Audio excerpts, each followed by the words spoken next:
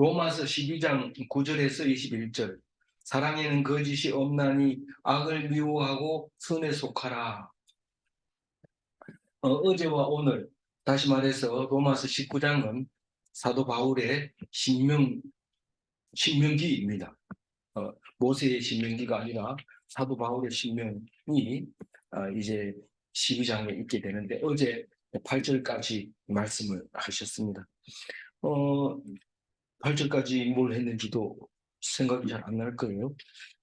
산 제물로 드려라. 하나님이 기뻐하시는 제물로 드려라.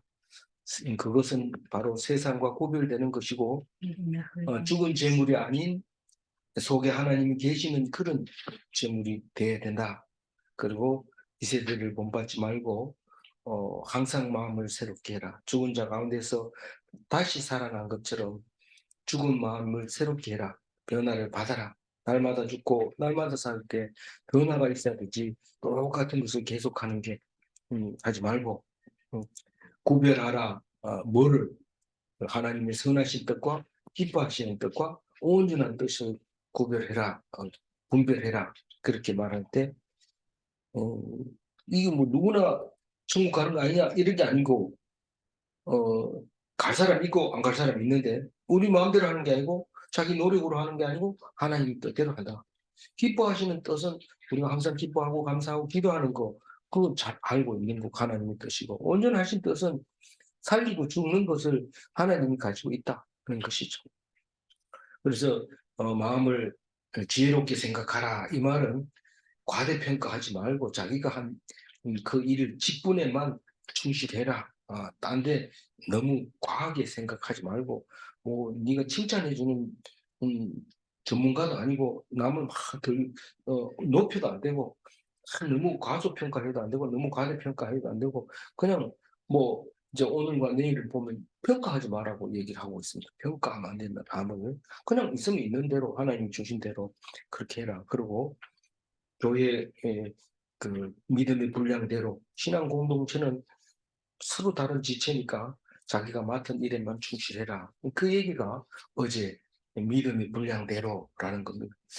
믿음의 분량대로를 잘 알 것 같지만 막상 해보면 자꾸 이제 생각이 안 납니다. 믿음의 분량이 뭔가. 세월을 아끼라 이 말도 들을 때는 알아듣는데 세월을 아끼라는 게 뭔지를 모를 때가 있는데, 딴 생각하고 있으면 그 세월을 허비하고 있는 거고, 세상 생각을 하고 있으면 허비하고 있는 거고, 하나님 말씀 꼭 붙들으라 이 말인데 세월을 아끼라 이러니까 열심히 일하는 줄 알고 계속 열심히 일하는데, 그거를 잘못하면 허송세월 하는 거일 수 있습니다. 오늘 말씀은 두 번째로, 뭐 두 번째라서 두 번째가 아니고 너무 기니까 두 길로 나누어서 두 번째 바울의 신명을 말하고 있는데, 사랑에는 거짓이 없나니 악을 미워하고 선에 속하라. 참 좋은 말이고 많이 외우고 또 인용도 많이 하지만, 막상 이거를 자세히 보면 사랑에는 거짓이 없나니, 뭐 이게 거짓이 있을 수 없다는 겁니다. 사랑에는 거짓이 있는데, 뭐 사랑한다 뭐 이렇게 거짓말로 하는 게 있는데, 그건 뭡니까? 뭐 에로스 사랑할 때 그럴 수도 있어요. 그래도 그것은 적어도 에로스 사랑이라 할지라도 사랑할 때만큼은 그렇지, 사랑하지 않는데 뭐 그런 말이 억지로 나오지는 않습니다. 그래서 그러나 사람의 마음은 수시로 바뀌는 거죠. 수시로 바뀌어요. 그래서 선교사님들도 가장 어려운 게 죽을 각오를 하고 나가잖아요, 선교사들이. 그럼에도 불구하고 현지에 가가지고 몇 년을 지나고 나면 내가 지금 뭐 하는 건가? 그런 생각이 들 때 돌아갈 곳이 없는 거예요. 이미 다 버리고 왔기 때문에. 이 선교사님들이 난감하게 될 때가 있는데, 뭔가 이 속에 들어있는 것을 다 털어내놓을 데가 없으니까 뭐 후원자들에게 전화를 하거나 문자를 보내서 정말 나는 넋두리를 할 때도 없고 정말 어떻게 해야 되는지 모르겠다. 이럴 때 사람의 마음은 아침 다르고 저녁 다르기 때문에 그 마음에 의존하지 말고 하나님 말씀 꼭 붙잡고 처음 약속을 기억하면서 그걸 머릿속에 집어넣어서 살든지 죽든지 주를 위해서 살아라. 그렇게 할 때 그 말 하는 게 그렇게 쉽지는 않습니다. 그러나 그 소리를 들어야 이제 뭐가 사는 길이고 뭐가 죽는 길인지 알 수 있죠. 오늘 사랑에는 거짓이 없나니 악을 미워하고 선에 속하라 이 말을 할 때 어떻게 했을 때 적당하게 쓸 수 있는 말인가? 이 거짓이 없다는 것은 거짓이 들어가면 사랑이 안 된다는 건데 왜냐하면 그 사랑에 그 정의가 있어야 됩니다. 이 사랑은 아가페를 말하고 있는 겁니다. 이것은 적극적 완전 피동이라고 제가 적어놨는데요. 이 순종을 말하는 거죠. 사랑이라는 건. 믿음으로 순종하는 건데 예수님의 사랑이 아가페 사랑인 거예요. 그러니까 그 음, 뭐가 사랑이라고요? 완전히 피동되는 게 사랑이라는 거예요. 때리면 맞고 음, 음, 뭐 죽이면 죽고 아무 반항을 안 할 때 그게 사랑이라는 거예요.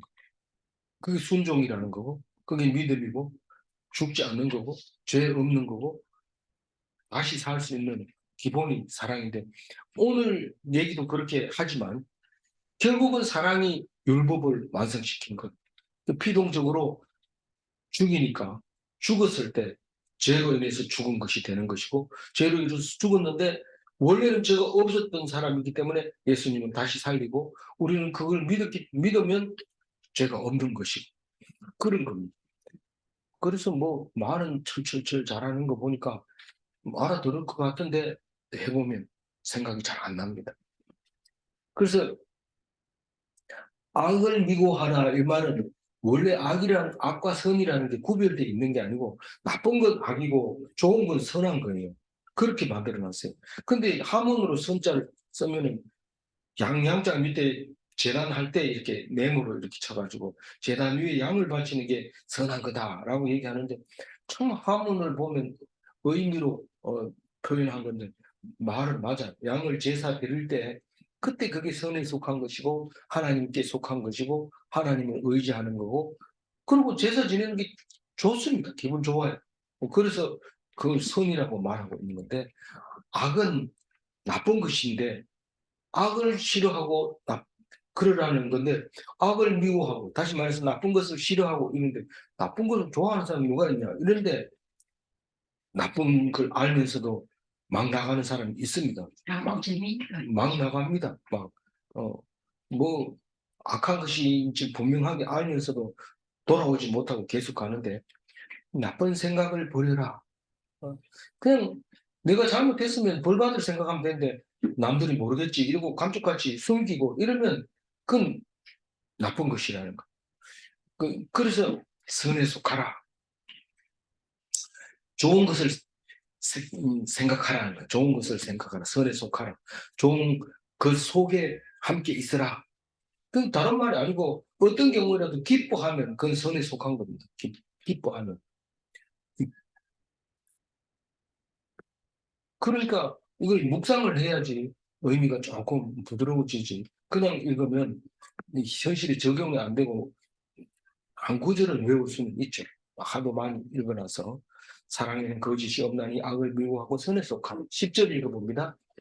형제를 사랑하며 서로 이해하고 존경하게 서로 서로 온전하라. 이 형제 사랑은 아가페 사랑이 아닙니다. 여기는 그 필레아 사랑인데 사랑하여 이 말은 어원이 이 필레아에 들어있는 겁니다. 형제를 사랑하는 것은 아가페가 아니고 필레아라는 거예요. 성도를 사랑하는 그 친구 사랑이 필레아라는 거잖아요. 최고 높은 사랑. 성도들 간의 사랑이 필레아로 표현되고 있습니다. 그게 이제 우애라고 그러는데 어, 형제를 사랑하는 거고 여기서 서로 우애하고 할 때 우애는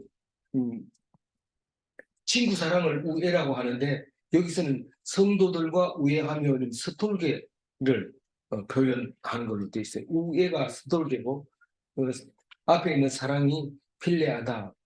그런데 사랑하여 우애하고 이렇게 해놨습니다. 그런데 그 우애의 방법이 사랑하여 우애다. 그 헬라 말을 쓰면은 뭐 조금은 도움이 됩니다. 그래서 성도들을 사랑하는 것이 친구 사랑이고 왜냐하면 예수님이 예수 믿는 사람을 위하여 죽었거든요. 그게 성도 를 사랑해서 죽은 거거든요. 근데 예수님은 실제로 말할 때 친구를 위하여 목숨을 버리는 자가 가장 큰 사랑이라고 얘기를 합니다. 그래서 예수님은 십자가에 달려 죽으면서 우리를 친구처럼 그 사랑 속으로 표현을 해 주셨기 때문에 친구를 위하여 목숨을 버리는 것이 바로 이런 것이다라고 보여주신 거죠. 그래서 이 스톨게는 식구같이, 그러니까 혈족을 사랑한 것처럼 그렇게 성도들을 형제로 생각하고 유해를 가지고 있으라. 서로 존경하라. 먼저 존경하라. 한쪽에서 기분 나쁜 얘기하면 따라서 기분 나쁘게 얘기하죠. 그러니까 먼저 서로 이렇게 해야 됩니다. 그래야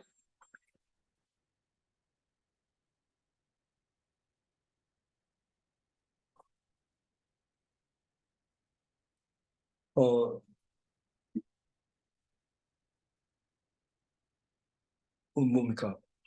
먼저 존경하고 좋은 말로 이렇게 해줘야 돼요. 11절 읽어봅니다. 부지런하여 게으르지 말고 열심을 품고 주를 섬기라. 부지런하라, 성실하라. 다시 말해서 할 일을 지나치지 말고 할 일이 무엇인지 잘 생각해서 놓치지 마라. 그게 부지런하라. 게으르지 말고 나태하지 말고 해야 되는데 반대로 가는 거. 일해야 되는데 놀고 놀아야 되는데 일하는 척하고 이러면 게으른 게 되는 거죠. 열심을 품고 열정으로 마음속에 뜨거운 마음으로 욕심을 품지 말고 이런 뜻입니다. 열심을 품고 욕심을 품을래 열심을 품을래 열심을 품으라. 주를 섬기라. 이 하나님을 섬기는데 열정적으로 섬기 순종하라. 믿으라. 봉사하라. 만약에 순종하지 않고 한다면 말씀이 참 어려워요. 좀 어려운데 순종하면 그냥 할 수 있어요. 순종하면 뭐 잘 할 수도 있고 잘 못할 수도 있고 그래서 뭐 잘하려고 하지 않습니다. 그리고 그냥 좋아서 그냥 열심히 하고 그렇게 하면 그게 순종이 되는 것이죠. 아멘 해주셔서 감사합니다. 12절 읽어봅니다. 소망 중에 즐거워하며 환난 중에 참으며 기도에 항상 있으며. 이 소망으로 인해서 즐거워하며 이런 뜻입니다. 소망 중에 즐거워하며 이 말은 소망으로 인해서 즐거워하며 우리 소망은 뭡니까? 구원의 소망을 가지는 거예요. 우리가 구원하는 소망. 이거 해서 뭐 하나 이러면은 뭐 하나가 아니고 마지막에 상이 크다. 그런 소망을 가지고 있어야 돼요. 그런데 그 마지막이 뭐냐? 구원하는 거죠. 그래서 그 구원의 소망의 투구를 쓰자 이러고 한 그 성경 구절도 있었죠. 그런데 이 8장 24절에는 이렇게 적혀 있습니다. 같이 읽어볼까요? 우리가 소망으로 구원을 얻었음에 보이는 소망이 아니니 보는 것들과 이 세상에 눈에 보이는 건 다 일시적인 거라고 생각하고 우리는 소망은 눈에 보이는 데 있지 않고 영원한 것에 있다. 이 바울의 성령으로 얻은 소망에 대해서 말할 때 이 말을 합니다. 그래서 소망이 뭐가 있겠냐? 다 죽어가는 사람에게도 소망이 있고 펄펄 나면서 좌지우지하는 사람에게도 소망이 없을 수 있습니다. 심지어는 자살합니다. 어떻게 최고 수장에 있는 사람, 최고 높은 사람이 자살합니다. 최고 높은 사람. 떵떵거리는 사람. 그런데 다 죽어가는 사람이 웃으면서 기뻐합니다. 그거 왜 그럴까요? 그게 소망이 있는 것과 없는 것이 다른 거죠. 눈에 안 보이는데 누가 있는지 없는지 몰라요. 만약 눈에 보인다면 절대로 방송도 그래 안 하죠.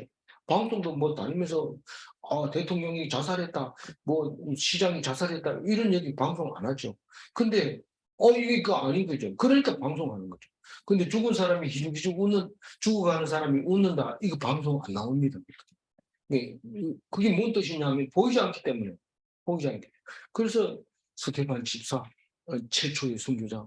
우리는 예수님은 기가 따갑도록 들었으니까 예수님은 우리를 위해서 죽으신 건 잘 알지만 스테반 집사는 얘기 잘 안 합니다. 왜냐하면 동급이니까.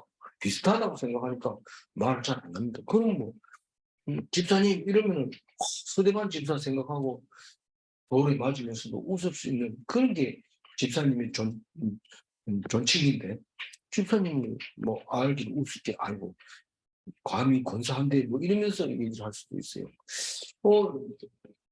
환란을 당하면 어떻게 한다고요? 참고 쉬지 않고 기도하고 이런 말입니다. 범사에게 감사하고 쉬지 않고 기도하고 그래서 기도를 안 하면 어떻게 돼요? 기도를 쉬는 죄를 범하게 되는 거죠.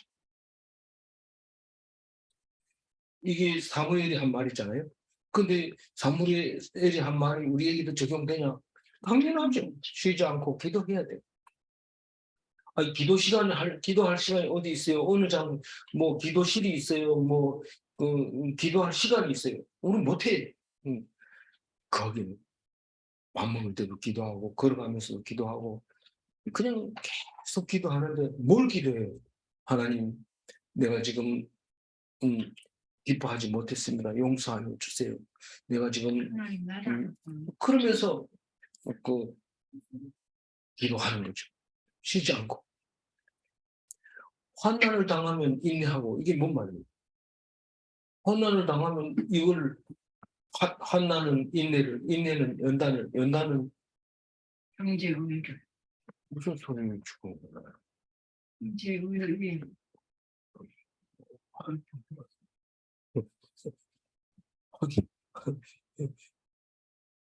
그래서 그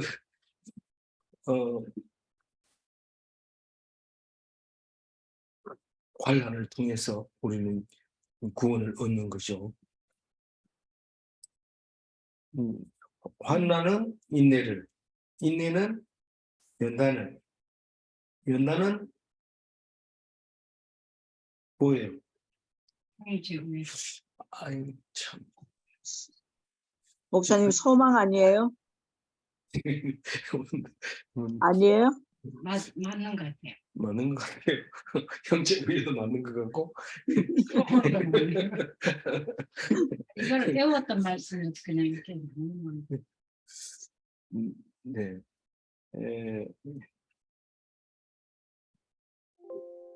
인내는 연단은 소망을 이루는 거, 소망. 지금 방금 소망이라고 하셨어요? 네. 예, 잘하셨습니다. 예. 그래서 혼자 묵상을 못하는 이유가 거기 있는 거죠. 감사합니다. 환난과 인내와 연단과 소망 이렇게 나와야 됩니다.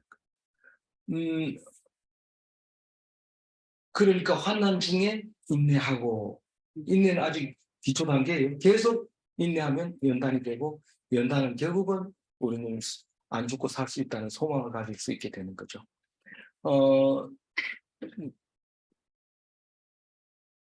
13절이죠. 읽어봅니다. 성도들이 쓸 것을 공급하며 손대접하기를 힘쓰라. 이제 우리가 예수 믿는다 그러면은 우리가 한 식구구나 하는 것을 압니다. 근데 예수 믿는다고 하는데도 힘들고 어렵고 이렇고 나는 남고 이러면 당연히 성도들에게 나눠줘야 되고 또 꼭 필요하다 그러면 할 수 있으면 공급해줘야 되고 그런 거죠. 근데 손대접하기를 힘쓰라. 참 손대접한다는 것은 돈으로도 되지 않는 봉사가 손대접하는 겁니다. 마음을 다해야 되고 그래서 요즘은 뭐 성도들이 쓸 것을 공급하며 이랬을 때 돈 내놓는 게 제일 쉽습니다. 돈 얼마 헌금 내면 되니까 그거 가지고 다 해결하지만은 옛날에는 돈이 없을 때는 물건이 필요하니까 공급을 해줘야 되죠. 그런데 이제 우리가 볼 때는 이것이 필요한데 그래서 그걸 안 주고 돈을 줬는데 그 돈을 거기에 못 쓰고 딴 데 쓰기 이런 걸 경우가 있습니다. 예를 들면 노숙자가 꼭 필요한 것은 그 먹을 건데 그래서 먹을 것을 줘야 되는데 그렇게 하는 것보다 네 먹고 싶은 거 사 먹어라 이러고 돈 주는데 먹고 싶은 건 술이다. 이러면 술을 먹고 그 여전히 노숙자의 행세를 하게 되는데 그래서 현실은 그렇게 이 성도들이 쓸 것을 공급하면 이 말이 그렇게 쉽게 적용되지는 않습니다.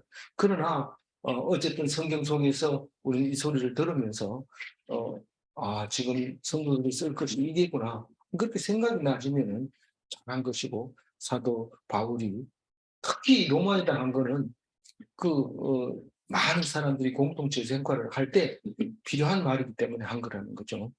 그래서 그리고 이 로마는 손님들이 많이 가기도 하고 로마는 손님이 거쳐가기도 하기 때문에 손대접하는 것을 잘 해야 음, 음, 된다 하는 그런 생각을 많이 하고 있지만 사실 그대로 잘 못하고 있다는 뜻이나 마찬가지입니다. 14절 읽어봅니다. 너희를 박해하는 자를 축복하라. 축복하고 저주하지. 이 박해는 이제 정치 권력을 가지고 아니면 힘을 가지고 괴롭히는 것을 말하는데 또 죽이기까지 하는 것을 박해라고 얘기하는데 내일 가면은 더 이 얘기를 이제 확실하게 해줍니다. 그건 신학적인 논리가 들어가 있죠. 내일 하는 말은. 그래서 이 절대로 정치 권력으로 누르는 사람한테는 대들지 말고 복종해야 되고 오히려 축복해주라. 저주하거나 그렇게 하지 말고 축복하고 두 번 하잖아요. 축복하고 축복하라 축복하고 이렇게 두 번 얘기하면서 저주하지 말아라. 박해의 고통이 점점 더 심해지면 더 심해졌지 약해지지 않는다. 저주하지 말아라. 그래서 악한 통치자라 하더라도 그것은 하나님이 하는 거지 네가 하는 게 아니다. 그 얘기를 내일도 반복해 합니다. 그런 축복하라는 게 뭐 순종하며 박해자의 고통을 감사해요. 내가 이걸 통해서 큰일 날 뻔했는데 살려줬구나. 결국은 이 말이 이제 원수를 사랑하라 그 말로 이어지게 되죠. 근데 그것도 모르니까 자꾸 싸우는 거죠. 힘도 없는 게 자꾸 싸우는 거예요. 계란에 바위치기나 계란 가지고 바위를 치는 거나 마찬가지죠. 그러니까 반복해서 속에 들어있는 걸 자꾸 던지긴 하는데 아무 소용이 없고 지지분해지기만 하는 거죠. 15절 읽어봅니다. 즐거워하는 자들과 함께 즐거워하고 우는 자들과 함께 울라. 이제 동고동락하라는 뜻이잖아요. 동고동락하라는 말인데 우는 자들과 함께 울라 이러면은 그 예수님이 그 말 했잖아요. 곡소리를 내도 울지도 안 하고 피리를 불어도 뭐 춤도 안 추고 그런다고 그래요. 우리가 무슨 얘기를 들으면 귀담아 들어야 되는데 하나님 말씀 읽어주면 자기 보고 욕한다고 그러고 대들어가지고 혼내주고 그 하나님 말씀 들으면 웃긴다고 그러고 배를 잡고 웃고 그러는 거죠. 그 함께 울고 함께 웃어라. 그게 중요한 거예요. 사실은 많이 못 이어졌어. 내 스스로도 깜짝 놀랄 정도로. 옛날에는 누구 죽었다 이러면은 조용합니다. 일단 안 물고 있습니다. 우리 동네 한 사람이 이 초상이 나서 상녀가 나가는 날, 그래도 옆집 애들은 학교를 가야 되잖아요. 학교를 가야 되는데 학교 갈 때는 참 고개 숙이고 이렇게 엎드려가지고 그 집 앞을 싹 지나가면서 뭐 고개도 못 쳐다봤죠. 그러면서 얼른 지나가지고 학교 갔다 오면 상여도 나가고 이제 그리고 들어오면 이제 괜찮아지는데 근데 지금은 뭐 부모님 돌아가실 때도 아유 뭐 오래 사셨습니다 이러면서 그렇게 지나가는 거죠. 그러니까 즐거움과 슬픔과 뭐 이런 게 굉장히 개인주의적으로 바뀌어져 있어요. 그래서 함께 웃고 함께 웃는 것이 필요한데 우리는 막 남한테도 안 그랬고 그러니까 남한테도 얘기 잘 안 합니다. 뭐 슬픈 얘기 잘 안 하고 기쁜 얘기도 하면 미워한다 이러면서 안 하고 이렇게 돼버리는데 어쨌든 사도 바울은 함께 울고 함께 웃어 그게 그리스도입니다. 그 우리는 그리스도인을 만나면 기쁜 일이 있으면 함께 즐거워하고 더 나쁜 일이 있으면 함께 문제를 해결하려고 애를 쓰고 그게 성도가 서로 교통하는 거죠. 뭐 자기 지팔 흔들고 이러면은 그건 그리스도인이 아니고 딴 교인들이죠. 딴 교인들. 16절 읽어보면 서로 마음을 같이 하면 높은 데 마음을 두지 말고 도리어 낮은 데 처하며 스스로 죄 있는 채 하지 말라. 예, 서로 마음을 같이 하며 일심으로 이런 말인데 일심으로 이게 마음이 잘 안 와닿아요. 일심이 뭔지. 같은 생각을 하라는 거예요. 같은 생각. 같은 생각을 하는 방법은 같은 생각을 하는 지만큼 지 생각하면 어떻게 될까요? 자기가 자기 이익을 위해서 일한다면 계속 충돌이 일어날 거 아니에요. 같은 마음인데요. 그건 같은 마음이 아니에요. 이 같은 마음이라는 것은 하나님 말씀밖에 없어요. 성경 말씀을 읽을 때만 하나가 되지 그 이외에 같은 마음이 될 수 있는 게 하나도 없어요. 그래도 뭐 선물할 때는 같은 마음이 아닐까요? 딴 마음입니다. 선물할 때도 딴 마음이고 받을 때도 딴 마음이고 서로 딴 마음. 그럼 언제 같은 마음이 되는? 한 방에 같이 하면 같은 생각이 아닐까요? 같은 생각이 안 돼. 동상이몽이라니까요. 안 돼. 그런데 하나님 말씀만 딱 읽으면 이게 딱 하나가 됩니다. 같은 생각이 됩니다. 그게 성경의 놀라운 역할이죠. 그래서 우리가 처음 보는 사람, 낯선 사람, 50세 만나고 60세 만났는데도 하나님 말씀 믿습니다. 그리고 예배 딱 드리고 나면 먹던 것도 나눠주고 뭐 함께 나누고 식사 같이 하고 친구하고 같이 식사해도 그중에 그래도 제일 낫죠.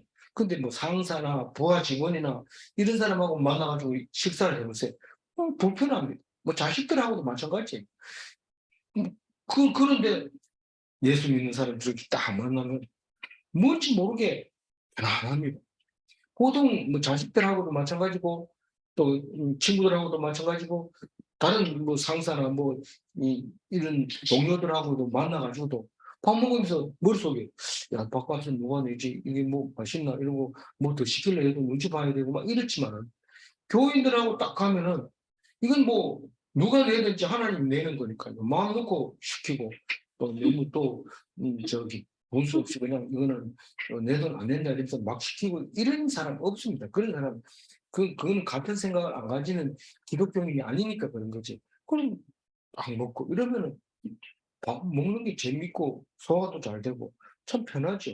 오늘 식사 참 잘했다. 이 성도들끼리 밥 먹을 때 제일 좋습니다. 그래서 식당에 그 교회 식당에는 비록 국수만 할지라도 맛이 있고 비록 건진 국수든지 삶은 국수든지 음, 맛있는 게 바로 그것 때문에 그런 거죠. 뭐 때문에 그렇다고요? 같은 생각으로 같은 생각이기 때문에 그렇다. 그리고 높은 데 마음을 두지 말고 도리어 낮은 데 처하는 이 식당에서도 마음을 높은 데 처하는 사람이 있긴 있어요. 성가대 자리는 비워둬야지 이러고 막 여기 왜 앉아서 성가대 자리인데 이러면서 막 그런데 뭐 앉으면은 우리 좀 여기서 먹으면 안 될까요? 이렇게 해서 앉으면 안 비켜줄 사람 없습니다. 근데 큰 소리 치고 이러면 마음을 높은 데 둔 건데 그런 그 좀 해야 되고 스스로 지혜 있는 채 하지 말라. 따지는 거죠. 뭐 설교할 때 예언할 때는 뭐 말씀이 있는 대로 하니까 남들 보기에는 잘난 체 한다 이렇게 하지만 할 수 없어요. 그렇지만 일상생활에서 공개하고 뭐 따지고 이렇게 하면 그건 지혜 있는 채 나는 모르고 무식하다고 생각한 거죠. 막 공개하고 이런 거죠. 그런 걸 하지 말았으면 좋겠다. 그런 말이죠. 네. 그리고 어떻게 하라고요? 그 말은 지혜 있는 체 하지 말라. 이 말은 누구에게서든지 배워라. 이런 뜻입니다. 누구에게서든지 배워라.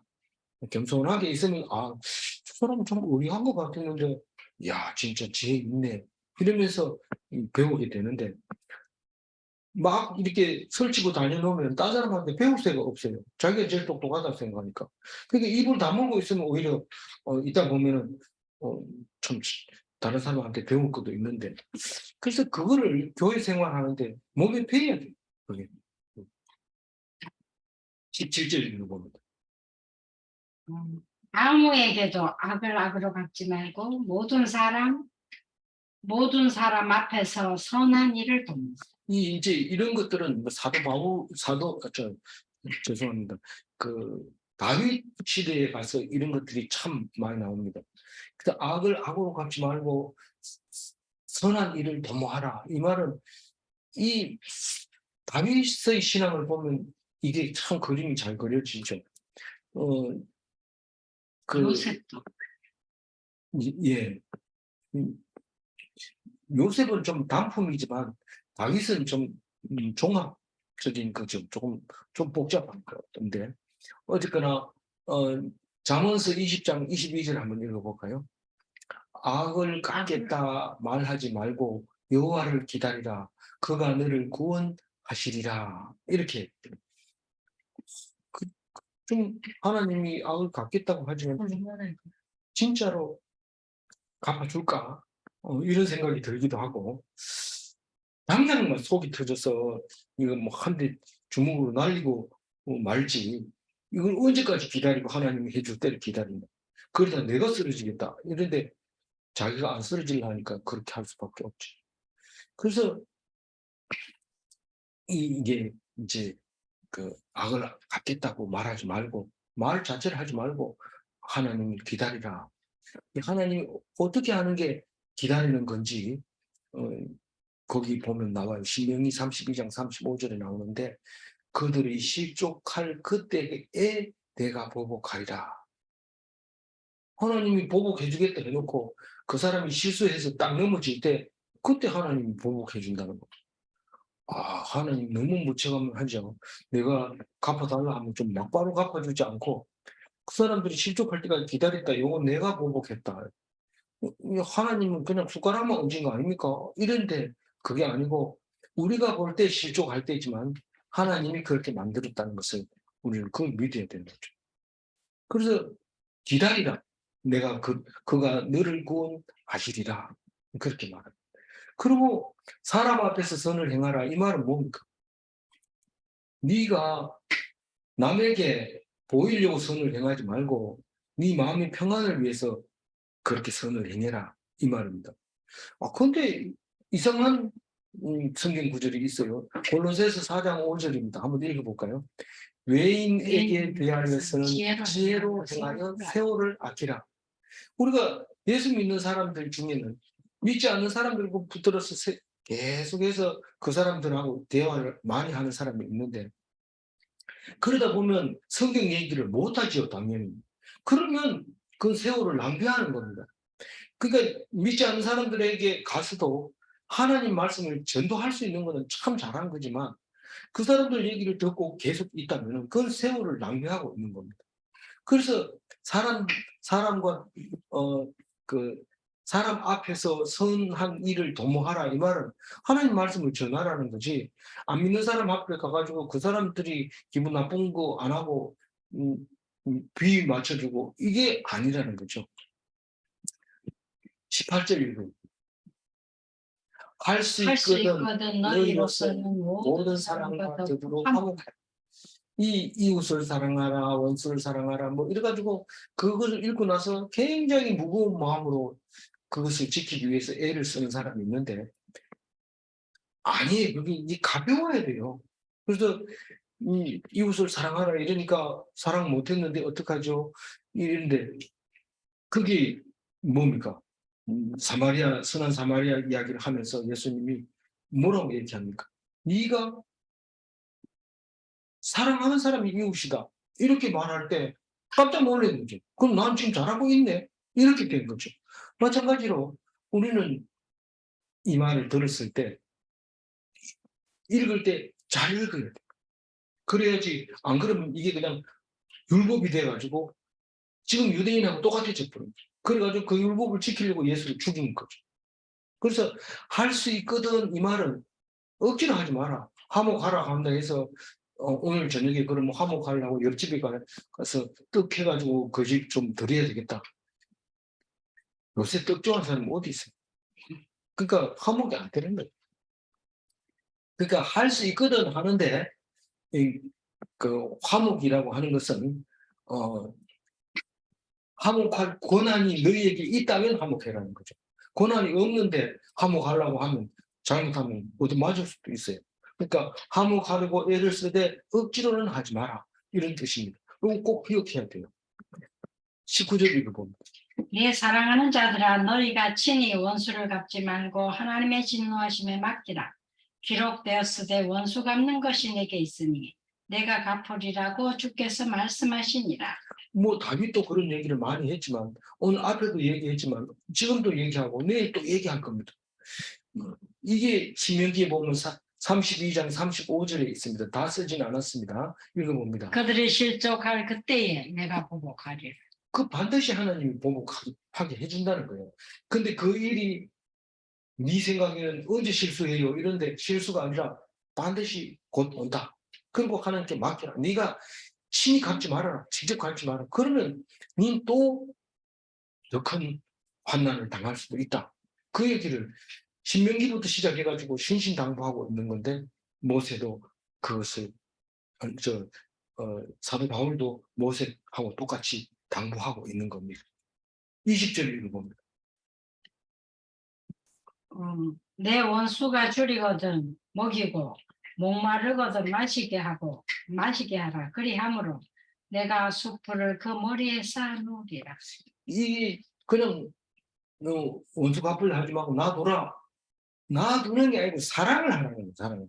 뭐 줄이거든 먹이고 목마르거든 마시게 하고 그렇게 해요. 원수가. 날 괴롭히더니 잘 됐다. 굶으면 죽어야 돼. 이러면은 누가 원수가 돼? 나는 막 가치가 없었지 뭐. 근데 그렇게 하면 뭐 한다고요? 그리하면 네가 숯불을 그 머리에 쌓아 놓으리라. 이게 뭔 말입니까? 이거는 아무 데도 안 나와 있습니다. 그러나 우리는 이 그림을 이 숯불을 그 머리에 쌓아 놓으라 이러면 그림이 돼요. 이 숯불 위에다가 숯불을 이렇게 항아리에다 이고 머리 위에 이렇게 인다고 생각해 보세요. 숯불을 머리 위에 이고 어디에다 두느냐면 사람들이 많이 지나는 거리 앞에 딱 둡니다. 그럼 얼굴이 벌게지죠. 벌게지면 어떤 사람이에요? 저 사람은 뭐 부끄러운 짓을 했거나 부끄러움을 당하게 된다 이런 말이 강제로 부끄럽게 사람들 앞에 부끄러운 짓을 했는 걸로 그렇게 보여준다는 겁니다.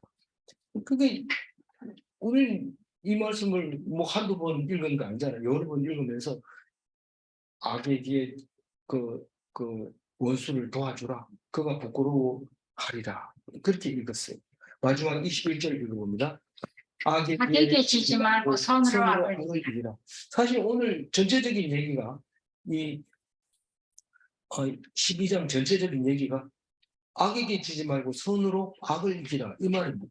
오늘 중심 말씀이기 때문에 소화를 잘 했을 거라고 생각합니다. 베드로전서 3장 9절에 뭐라고 해놨느냐고 읽어봅니다. 악을 악으로 욕을 욕으로 갚지 말고 도리어 복을 빌라. 이를 위하여 너희가 부르심을 받았으니 이는 복을 이어받게 하려 하시니. 이 베드로가 쓴 말이 아닙니까? 근데 베드로전서는 베드로가 쓴 건데 이 악에게 지지 말라는 뜻이 뭡니까? 악을 이기려고 한 우리 생각이 그렇습니다. 악을 이기려면 더 악해져야 되는 거거든요. 그건 이기는 게 아니라는 거죠. 오히려 악을 가지고 이기려고 하지 말고 그냥 있으면 돼요. 그냥 있으면 악을 이기는 건데 가만히 있어도 이기는 거예요. 악을 안 이기려고 막 연구하고 막 그럴 필요 없어요. 그리고 선으로 악을 이기라 이 말은 말 그대로 그냥 기뻐하면서 참고 인내하는 거죠. 그러면 악을 결국은 이기게 되는데 그게 예수님이 보여주는 모습이죠. 예수님이 그렇게 한 거예요. 악을 막 이렇게 너희들은 나빠 그렇게 하면 틀렸어 뭐 이렇게 하지 않고 입을 다물고 있었고 결국은 하나님 앞에 기도함으로써 기뻐함으로써 결국 십자가에 돌아가시는데 돌아가실 때 뭐라고 돌아가시요? 다 이루었다. 그럽니다. 다 이루었다는 얘기는 완전하게 피동적으로 내가 하나님이 하라는 대로 다 순종했다. 그런 뜻입니다. 다 이루었다는 것은 완성했다. 이런 말입니다. 그래서 사랑은 사랑은 율법의 완성이다. 그 얘기가 내일 한 번 더 나옵니다. 오늘 말씀도 그 말이지만 사랑은 율법의 완성이다. 그래서 악에게 지지 말고 선으로 악을 이기라 이 말을 읽으면서 세상 사람은 이 땅의 승리를 바라면서 늘 살아가고 열심히 애를 쓰고 있습니다. 시험을 앞두고 또 성진을 앞두고 또 진급을 앞두고 뭐 어쨌든 열심히 하고 있는데 다 허당이죠. 우리는 일을 꼭 해야 되는 것은 일용할 양식을 위해서 일하는 거지 더 많은 것을 얻기 위해서 남들에게 존경을 받기 위해서 사는 게 아닙니다. 그래서 하나님께서 일하라 하는 것만 놓지 않고 열심히 하면 되는 거고 더 높아지려고 애쓰지는 말아야 됩니다. 그러다 보면 밥자리도 끊어지게 되죠. 기독인은 영원히 죽지 않는 천국을 소망합니다. 세상 사람하고 달라요. 질문, 이 땅의 승리는 일시적인가? 잘 모를 때는요. 이번 문제, 천국의 영광은 영원한가? 그걸 대답하면 일본 문제도 대답할 수 있으리라 생각합니다. 아무쪼록 하나님 앞에서 모든 것을 하나님께 맡기고 순종하는 그래서 사랑이 모든 것을 완성시키는 특히 율법을 완성시키는 그리스도의 본을 닮은 그리스도인이 다 되시기를 바랍니다. 기도하겠습니다. 하나님 감사합니다. 사랑하라고 말하면서 그것이 곧 율법의 완성인 것을 가르쳐 주실 때에 우리는 사랑이 딴 데 있는 줄 알고 에로스의 사랑이라고 말할 때도 있고 여러 가지 말을 하지만 그러나 하나님께서는 오직 순종하고 기동적으로 믿음을 가지라고 말할 때 능동적으로 하지 않게 하시고 뭔가 하려고 열정을 가지고 남들에게 보이려고 하지 않도록 도와주옵소서. 오직 주님만 의지하게 하시고 주님만 구원의 주로 생각하게 하여 주옵소서. 딴 생각하지 말게 하여 주옵소서.